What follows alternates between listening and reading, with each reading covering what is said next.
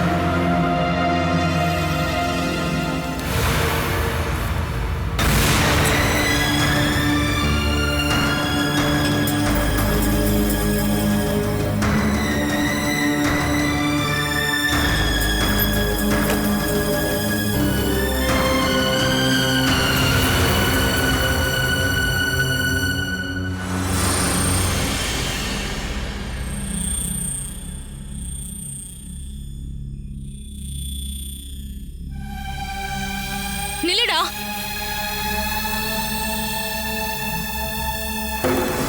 ஜித்து மாமா மாதிரி ஒரு நல்ல மனுஷனை பார்த்து நீ என்னெல்லாம் பேசிட்ட.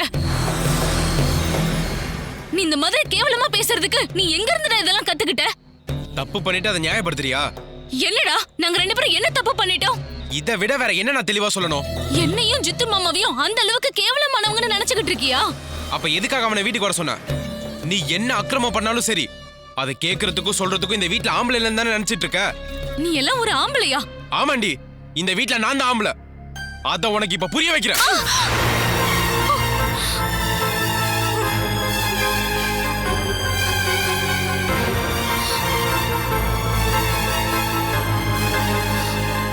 அப்பா இல்லன்றதுக்காக இந்த வீட்ல என்ன வேணா பண்ணல நினைச்சிட்டு இருக்கியா?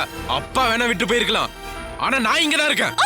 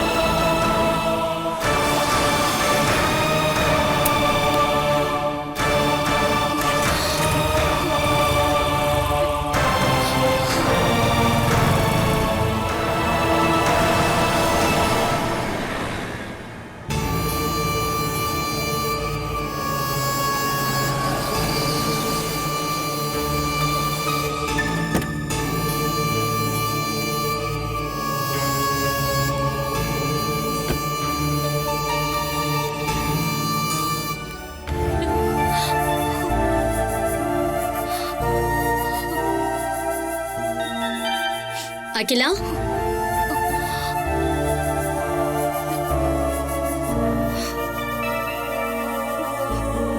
என்னாச்சுமா? என்ன நடந்துச்சுன்னு சொல்லு. வினு என்ன அடிச்சிட்டாமா. எதுக்கு? கொஞ்ச நேரத்துக்கு முன்னாடி ஜித்து மாமா இங்க வந்திருந்தாரு. இவ என்னோட அக்கா. இந்த மாதிரி அடிக்கடி வீட்டுக்கு வந்துட்டு போய் ஏதாவது ஆச்சுன்னா நீ பாட்டுக்கு எஸ்கேப் ஆகி போயிடுவ. அப்பா இல்லன்றதுக்காக இந்த வீட்ல என்ன வேணா பண்ணல நினைச்சிட்டு இருக்கியா? அப்பா வேணா விட்டு போயிருக்கலாம், ஆனா நான் இங்கதான் இருக்கேன். அவ மட்டும் ஏமா இப்படி இருக்கா? ஜித்து மாமா வருத்தப்பட்டுதான் இங்க இருந்து போனாரு. சரி, அவன் எங்க போனா? அவன் எங்க போனான்னு எனக்கு தெரியல. உங்க ரெண்டு பேருடைய பழக்கத்தை அவன் கெட்ட எண்ணத்தோட பாக்குறான் அப்படின்னா அதை நம்ம சாதாரணமா எடுத்துக்க கூடாதா? நாளைக்கு உன்னை அடிச்சவன் நாளைக்கு என்ன அடிக்கவும் கையை ஓங்குவான். அவனை கண்ட்ரோல் பண்ண முடியல அப்படின்னா எவ்வளவு வருஷம் வளர்த்ததை நான் வீணா போயிடும் இல்லையா? இதுக்காக நீங்க வினுக்கு தண்டனை கொடுத்தீங்கன்னா அது இன்னும் பெரிய பிரச்சனையில கொண்டு போய் விட்டுருவோமா? அப்படின்னா நாம அவனுக்கு பயந்து வாழணுமா என்ன?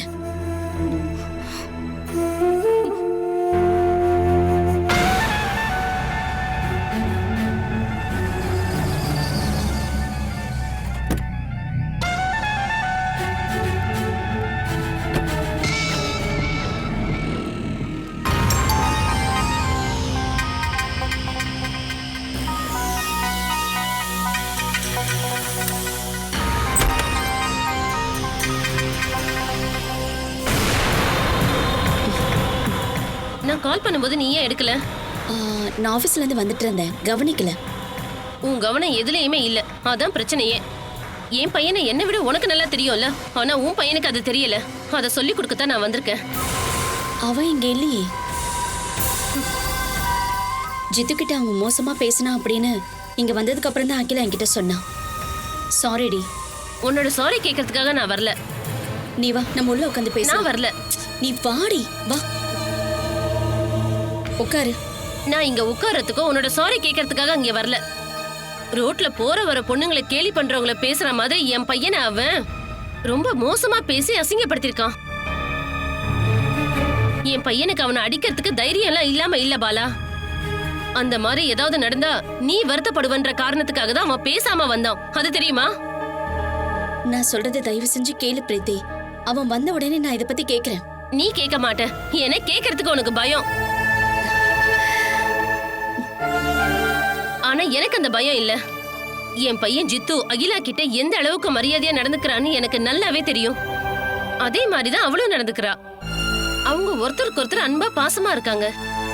ஒரே ரூம்குள்ள அவங்க 2 பேரும் தங்கினாலும் அவங்க 2 பேரும் எல்லை மீறி போக மாட்டாங்கன்னு எனக்கு ரொம்ப நல்லாவே தெரியும். அதை வச்சு கம்பேர் பண்ணி பார்க்கும்போது உனக்கும் சூரஜ் அண்ணாவுக்கும் இருந்த காதல் ரொம்ப ரொம்ப சாதாரணம்.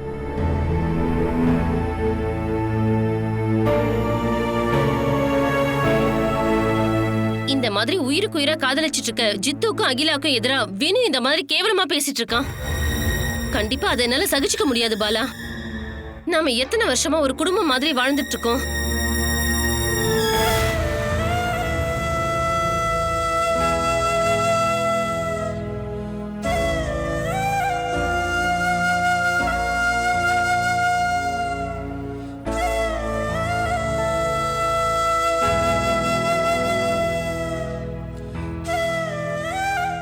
என்ன உனக்கு சொல்ல ஒண்ணும் இல்லையா?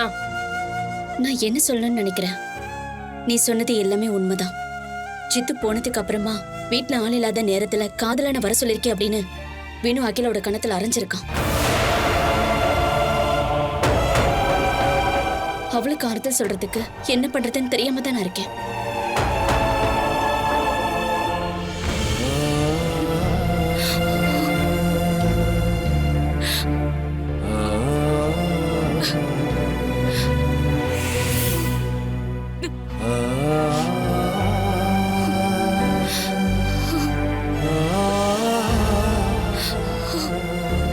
அகிலா, நீ அழுறியாமா? உன்னை அவ அடிச்சு போட்டாலும் நீ அதை இல்லைன்னு தான் சொல்லுவ. நீ எதுக்கும் கவலைப்படாத. இதுக்கான வழியை நான் கண்டுபிடிக்கிறேன். இந்த மாதிரி நடக்க கூடாதுன்னு தான் இவங்க கல்யாணத்தை சீக்கிரமா பண்ணணும்னு நான் சொன்னேன். நான் சொன்னதுல இருந்து நீ யோசனை பண்ண ஆரம்பிச்சல, இப்ப என்னாச்சு? இதுக்கப்புறம் நான் சொல்றதை தான் கேட்கணும். ஜித்து தான். ஜித்து, நான் இங்க பாலா வீட்டுக்கு வந்திருக்கேன். நீங்க ஏமா அங்க போனீங்க? நான் தான் கேட்க வேணாம் சொன்னல. இங்க வந்து கேட்க உரிமை எனக்கு இருக்கு. வந்தது நல்லதா போச்சு. நீ இங்க இருந்து போனதுக்கு அப்புறம் வினு அகிலாவை அடிச்சிருக்கான். அம்மா, நீங்க போன் அகிலா கிட்ட கொடுங்களேன். உன்கிட்ட பேசணுமா?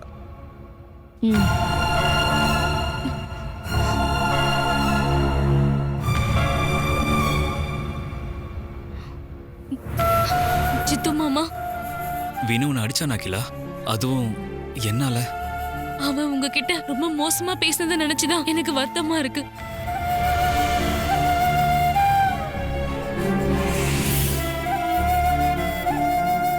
சாரி ஜித்து மாமா. அதுக்கப்புறம் உங்களுக்கு ஒரு கால் பண்ணி சாரி கூட சொல்ல முடியல. உன்னோட சுச்சுவேஷன் எனக்கு நல்லாவே புரியுது. இன்னைக்கு நம்ம 2 பேருக்கும் ஏதோ ஒரு மோசமான நாள் நினைச்சுக்குவோம். உன் வீட்டில் நடந்த எல்லாத்தையும் மறக்க முயற்சி பண்ண. நான் பிரீத்தி ஆண்டி கிட்ட போனை கொடுக்கறேன்.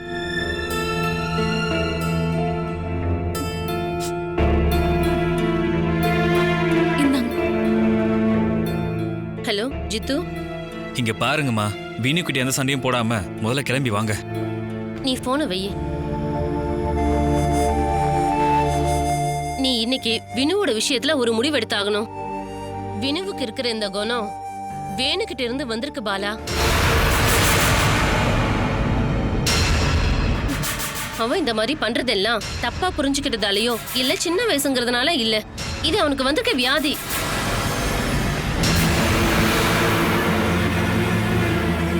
இத நீ சாதாரணமா எடுத்துக்காத. இதுக்கு நீ ட்ரீட்மெண்ட் கொடுக்கலனா ஒன்ன மாதிரியே இன்னொரு அப்பாவி பொண்ணோட வாழ்க்கையை அவன் இல்லாம பண்ணிடுவான்.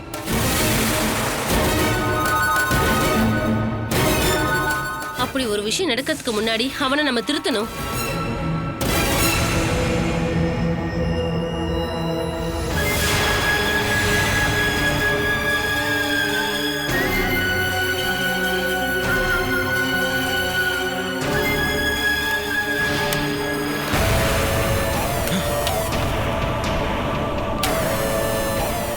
வீட்ல ஒண்ணும் சமைக்கலையா?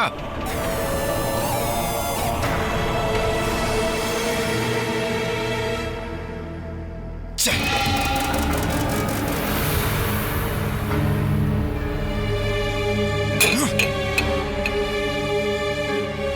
ஒரு நிமிஷம் இரு.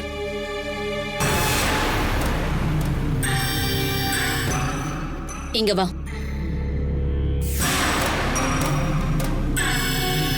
வான்னு சொல்றேன்ல.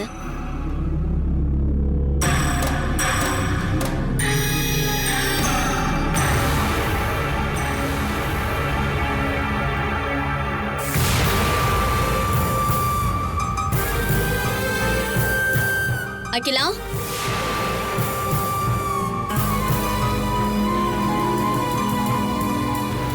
நீங்க வா.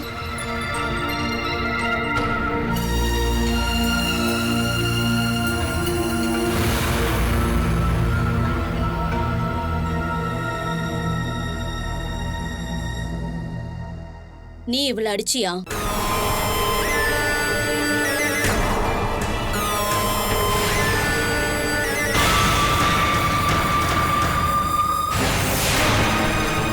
சொல்லுடா.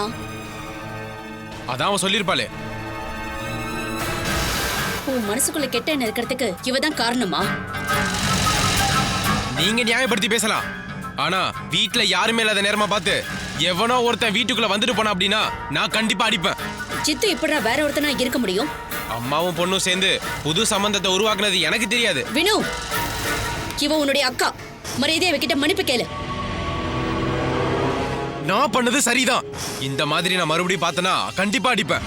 உன் மனசுல என்ன நினைச்சுக்கிட்டு இருக்க? அம்மாவோட பேச்சு கேட்காம அக்காவோட கணத்துல அடிச்சு இந்த குடும்பத்தை கலைக்கணும்னு நினைச்சேனா நீ இந்த வீட்டை விட்டு வெளியில தான் போவ. அதுக்கப்புறம் உங்களுக்கு உங்க பொண்ணுக்கு சௌகரியமா இருக்கும்ல. அதுக்கப்புறம் யார வேணா வீட்டுக்கு வர வைக்கலாம்ல. டேய் வினு, நீ எதுக்கு இப்படி எல்லாம் பேசுற? முதல்ல அம்மா தான் கெட்ட பேரை உண்டாக்குனாங்க. இப்போ நீங்க ரெண்டு பேரும் இந்த வீட்டுக்குள்ள ஆம்பளைங்க வரலான்னு வெளியில ஒரு போர்டை வச்சிருங்க. டேய்,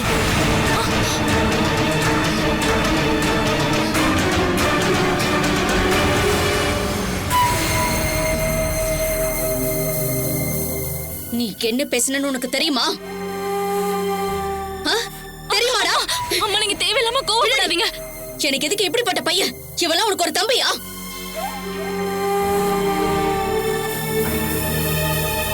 இதுக்கப்புறம் உன் வாயில இருந்து அந்த மாதிரி வார்த்தை வந்துச்சுன்னா அதுக்கப்புறம் நான் யாருன்னு உனக்கு தெரியும். அம்மா, நீங்க என் கூட வாங்க. வாங்கம்மா, வாங்க.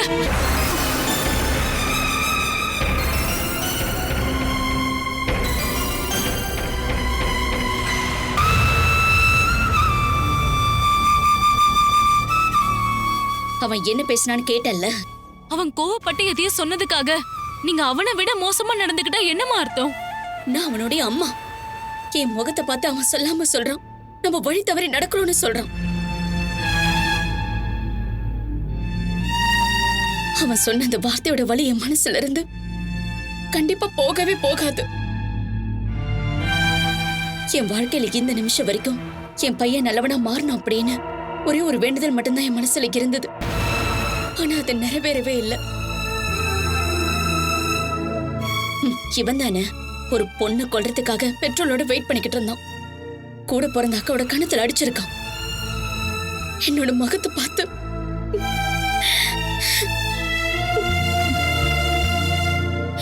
இதுக்காக தான் நான் அவனை ரொம்ப பாசமா வளர்த்தனா என்ன? அவன் அவனுடைய அப்பா மாதிரி ஆக மாட்டான்னு மத்தவங்க கிட்ட நான் தெனாவட்டா சொன்னேன். அது எல்லாமே இப்ப வீணா போயிடுச்சேம்மா.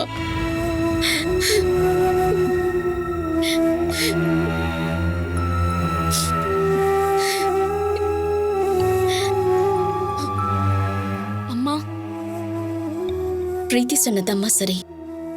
இன்னைக்கு நான் அவன் கண்ணில் பார்த்த பார்வை அது உண்மைன்னு சொல்லிடுச்சு. அவன் அப்பாவுடைய அதே பைத்தியக்காரத்தனம் இவனுக்குள்ளேயும் இருக்கு. இதுக்கு ட்ரீட்மெண்ட் கொடுக்கணும்.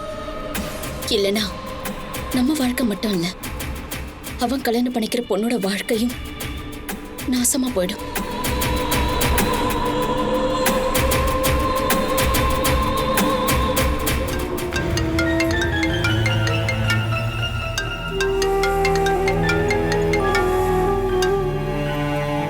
Hello hello. வினு, என்ன சார் இந்த நேரத்துல? அது அந்த பணத்தை நீ வேற யார்ட்டையும் ஒப்படைச்சியா இல்ல நீ கையில வச்சிருக்கியா?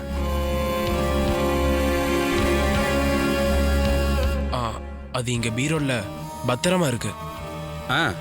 Okay okay. அந்த பணத்தை நாளைக்கே நீ பார்ட்டிகிட்ட கொண்டு போய் சேர்க்க வேண்டியதா இருக்கும். எங்க கொடுக்கணும்னு நாளைக்கு நான் சொல்றேன். சரி, அப்படின்னா என்னோட கமிஷனை? சொன்னபடி 16,000 கொடுத்துட்றேன்.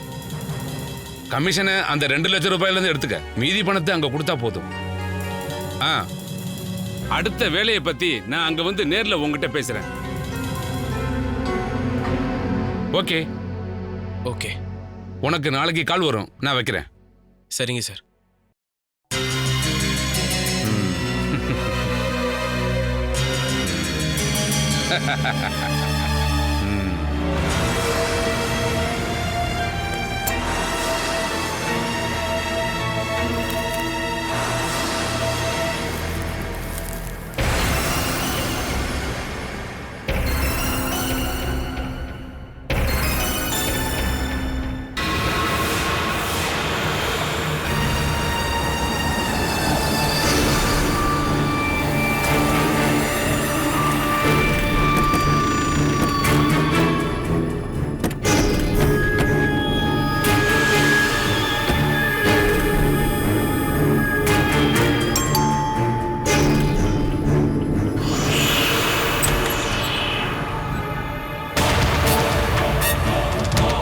மேடம் இருக்காங்களா? இருக்காங்க. கொஞ்சம் கூப்பிடுங்க. அம்மா,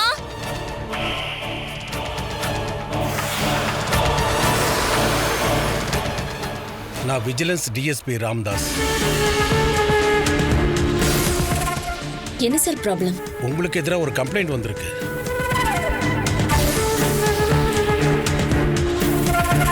ஒருத்தரோட இடத்துக்கு பட்டா கொடுக்கறதுக்காக ஒரு விவசாயி கிட்ட 2 லட்சம் ரூபாய் லஞ்சம் கேட்டிருக்கீங்க. ஆள் மாறி போய் கம்ப்ளைண்ட் கொடுத்திருக்காங்கன்னு நினைக்கிறேன். ஆளெல்லாம் மாறல. அப்படின்னா நீங்க தான் தப்பா புரிஞ்சுட்டு வந்திருக்கீங்க. நீங்க அவர்கிட்ட கேட்ட அந்த 2 லட்சம் ரூபாய கம்ப்ளைண்ட் கொடுத்தவரு இங்க வந்து கொடுத்ததா ஆதாரம் இருக்கு. என்ன ஆதாரம் இருக்கு? அந்த பணம் இங்கதான் இருக்கு. அதுதானே இங்க முக்கியமான ஆதாரம். நாங்க கொடுத்த பணத்தை தான் அவர் உங்ககிட்ட கொடுத்துருக்காரு. இங்க யார் பணத்தை கொண்டு வந்து கொடுக்கவும் இல்லை, அப்படி யாரும் எனக்கு தெரியவும் தெரியாது. அந்த பணம் உங்ககிட்ட இல்லைன்னா நீங்க எதுக்கு டென்ஷன் ஆறீங்க? ஜஸ்ட் உங்க வீட்டை நாங்க செக் பண்றோம். சர்ச் வாரண்ட் இருக்கு.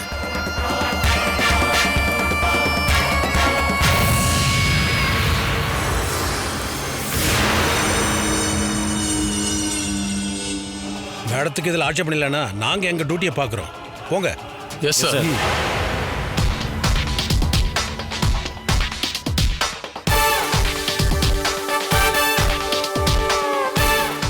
என்ன மேடம், டென்ஷனா இருக்கா?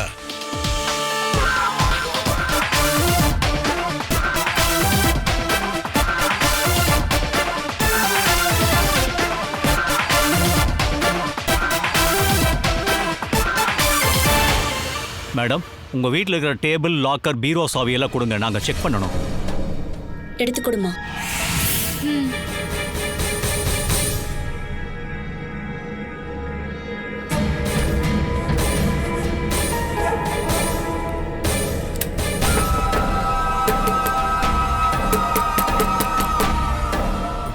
யாரு?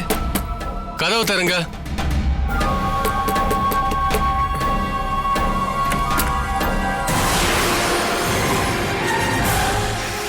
என்ன சார்? எங்களுக்கு இந்த ரூமை சர்ச் பண்ணணும்.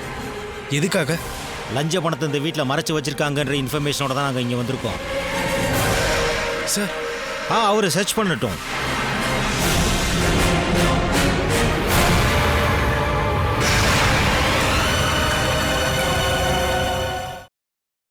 Catch us on TV, Tandivan.com, Facebook and YouTube.